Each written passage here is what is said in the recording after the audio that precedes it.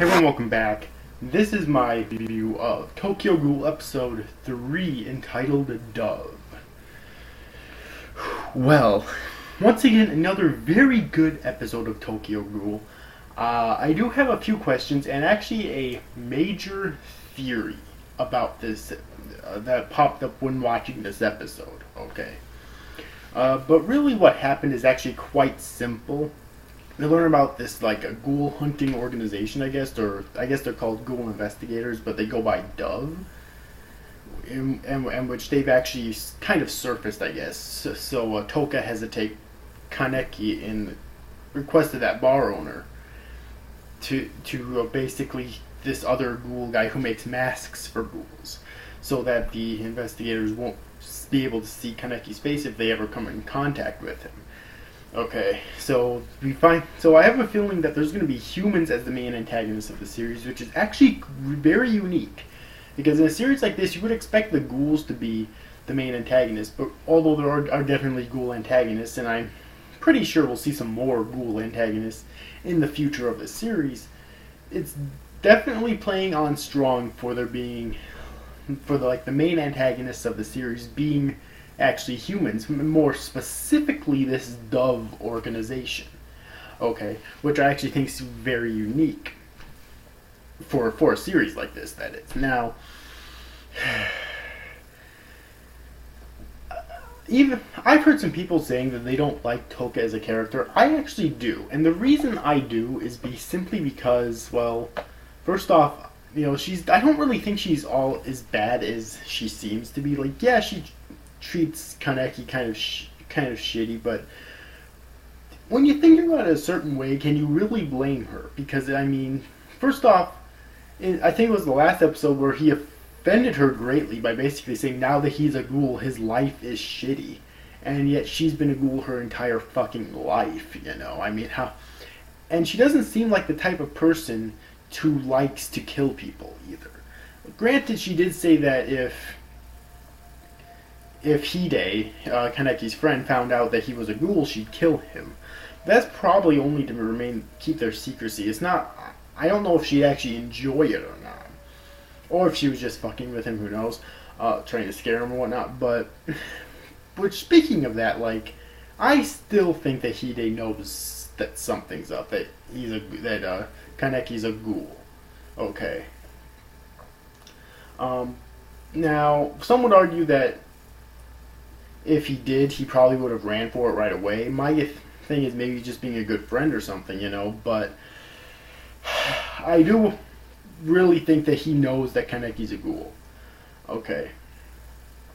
I mean, hell, even when he left the bar, he even looked back at it with very peculiarly, okay.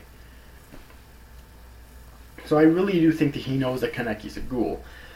Now, another thing I want to mention in this video is that bar owner.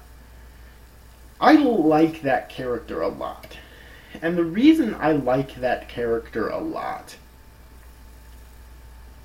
is because, well, first off, he's actually been, I guess, lived so long as a ghoul that he's actually was able to adapt to the awful taste of actual human food. Because he gives like a regular sandwich that you and I would eat to Kaneki. Kaneki eats it and he spits it out. Thing that basically tastes like a sponge. It tastes awful. But then I still can't remember his name either. But that bar owner dude eats it and it's just fine. And he tells Kaneki that the secret to that is to pretend like you're chewing it for a little bit, but don't actually chew it. I guess that I'm guessing that's so that if other people are around, they won't think that you're weird or anything, and then swallow it, but don't digest it because that would be really bad for his health as a ghoul. Okay. I want to learn more about this bar owner guy though. First off, why does he love humans so much? Because he said in this episode that he loves people. He didn't specifically say humans. But he did say that he loves people. So what happened in his life to where he loves people so much? I would say that it's probably because of, him be getting older and wiser, but I'm pretty sure there's lots of other really old ghouls that hate humans, so I really want to know in the future of the series why exactly he loves humans so much, or people in general, but really humans too. And why he's willing to coexist with humans when he's a ghoul and he eats humans. Although I did notice in this episode that whenever he sends Toka out on a food run, she's actually going, which Kaneki and this other guy actually went out this time around. She actually goes out to get humans that are already dead, basically suicide victims, essentially. So that, and that's essentially for people who don't want to actually go out and kill people, such as this woman and her daughter, basically, that came around to the bar in this episode, who are ghouls, and they don't like to kill people. So the bar owner guy always sends Toka out to collect essentially suicide victims so that they can still eat and control their hunger that way, but they don't have to actually go out and kill people, which I thought was actually kind of cool as well. Okay.